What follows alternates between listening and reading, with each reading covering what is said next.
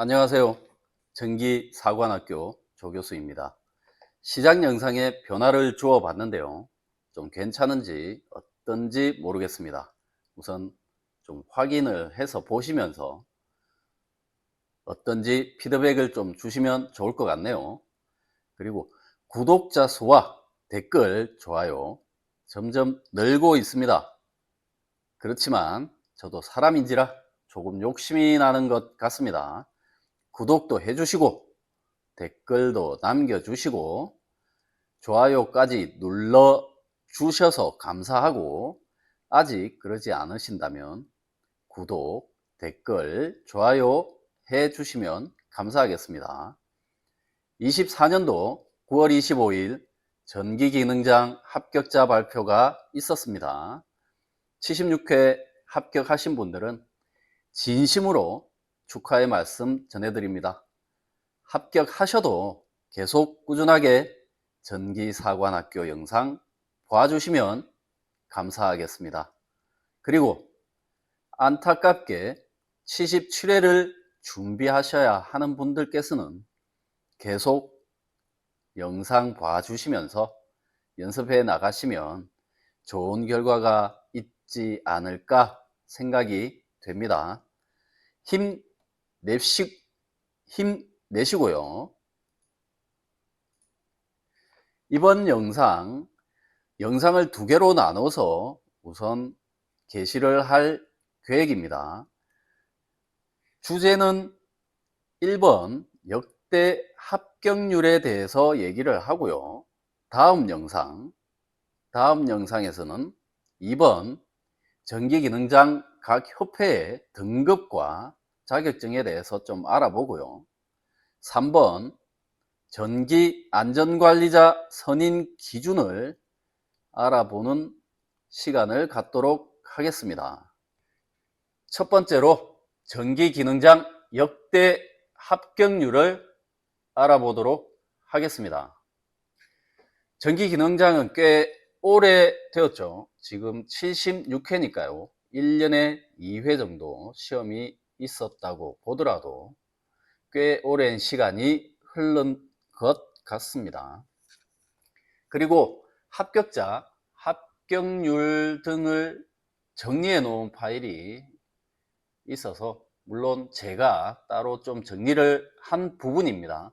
이것들을 한번 살펴보면서 이야기를 하도록 하겠습니다. 지금 현재 76회차 시험이 끝난 시점이고요. 24년도 9월 25일 합격 발표와 함께 실기 응시자죠. 합격자 수를 가지고 좀 정리를 해 보았는데요. 76회 합격자 수가 297명입니다. 297명이고 이때까지 297명이 없었죠. 거의 없었다고 보시면 될 것 같습니다. 실기 응시자가 1200명이에요. 여기 1200명인데 297명이면 약 25% 가까운 수치를 나타내고 있습니다. 물론 25%에 육박한다고 해서 높은 수치가 아니다 이렇게 볼 수도 있을 겁니다. 왜냐하면 다른 자격증 같은 경우는 30% 40%까지도 나오는 자격증 합격률이 있죠. 76회부터 필답이 추가된 이후에 일정 기간 동안 실기 응시자 수가 조금 줄어드는 경향을 보이고 있죠. 72회차 보시면 73회부터 필답이 들어왔어요.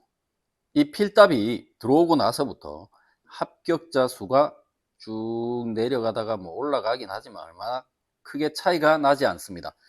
합격률을 보시면 7%, 한 5%, 1%대도 있죠. 18명, 한 해 차에 18명 합격하신 분도 있고요. 이렇게 합격자가 급격하게 줄기 시작했던 건 63회 차에 피해시는 타임 차트였고요.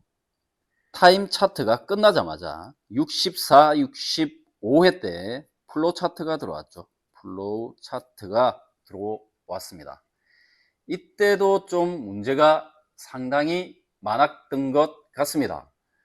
이게 논란의 소지도 상당히 많았고요. 뭐 자기 유지를 해야 될지 안 해야 될지 횟수에 대한 부분까지도 좀 문제가 있었던 것 같고요.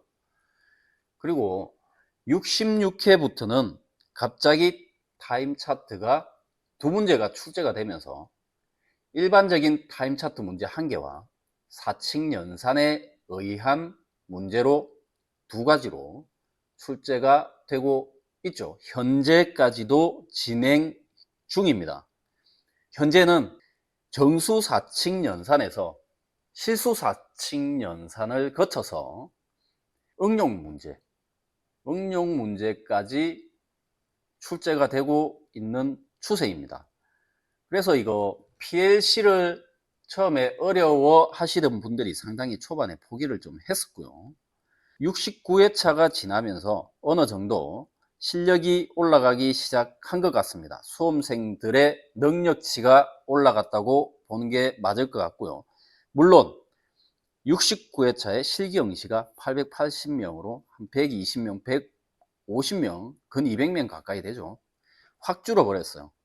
준 만큼 합격자도 줄어야 정상이지만 늘었습니다. 이건 아무래도 이 앞전부터 준비를 좀 해오신 분들께서 준비를 많이 하셔가지고 이렇게 합격률이 높아지지 않았나 싶고요. 그리고 이때부터 계속 응시자 수가 현재까지도 쭉 늘어나고 있습니다. 응시자 수는 지금 늘어나가지고 63회차 정도에 거의 육박했습니다. 동일하네요.